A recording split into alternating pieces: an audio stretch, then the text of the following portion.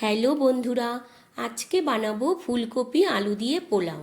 তার জন্য গরম জলে নুন হলুদ দিয়ে আলু ফুলকপি হালকা সেদ্ধ করে তুলে নেব। এবার ফ্রাই প্যানে তেল গরম করে নিয়ে আলু ফুলকপি ভালো করে ভেজে তুলে নিয়েছি।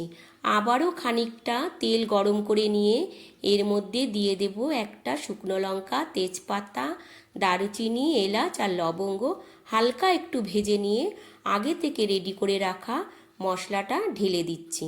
এখানে আদা, পেঁয়াজ, রসুন, কাঁচা লঙ্কা আর টমেটো একসাথে পেস্ট করে নিয়েছি। দিয়ে দিচ্ছি 1 চামচ হলুদ গুঁড়ো, আর দেব 1 চামচ লবণ, আর 1 চামচ জিরে গুঁড়ো, আর দিয়ে দেব 1 চামচ কাশ্মীরি লঙ্কার গুঁড়ো।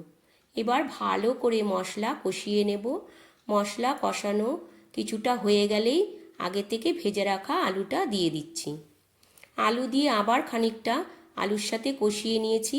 এবার পরিমাণ মতো মিষ্টি দিয়ে 1 ঘন্টা আগেই আমি চালটা একটু সামান্য হলুদ মেখে ভিজিয়ে রেখেছিলাম। এবার চালটা দিয়ে দিচ্ছি, দিয়ে একটু নাড়াচাড়া করে পরিমাণ মতো জল দিয়ে দেব। এখানে আমি বড় কাপের 1 কাপ চাল নিয়েছিলাম, তাই 2 কাপ জল দিয়ে দিচ্ছি।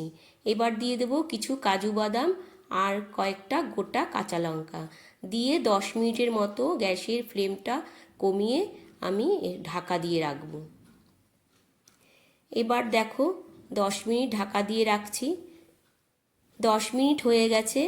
এবার দেখো জলটা অনেকটাই শুকিয়ে এসছে। ভেজে রাখা আলু ফুলকপি দিয়ে দিচ্ছি, দিয়ে আবার একটু হালকা নাড়াচাড়া করে 5 মিনিটের মতো ঢাকা দিয়ে রাখবো। 5 মিনিট হয়ে গেছে, জলটা একদম শুকিয়ে গেছে, আলু ফুলকপিটাও সেদ্ধ হয়ে গেছে। এবার ওপর থেকে দিয়ে দেব পরিমাণ মতো ঘি, আর দিয়ে দেব 1 চামচ গরম মশলার গুঁড়ো। তাহলেই আজকের রান্না রেডি, ফুলকপি আলু দিয়ে গোবিন্দভোগ চালের পোলাও।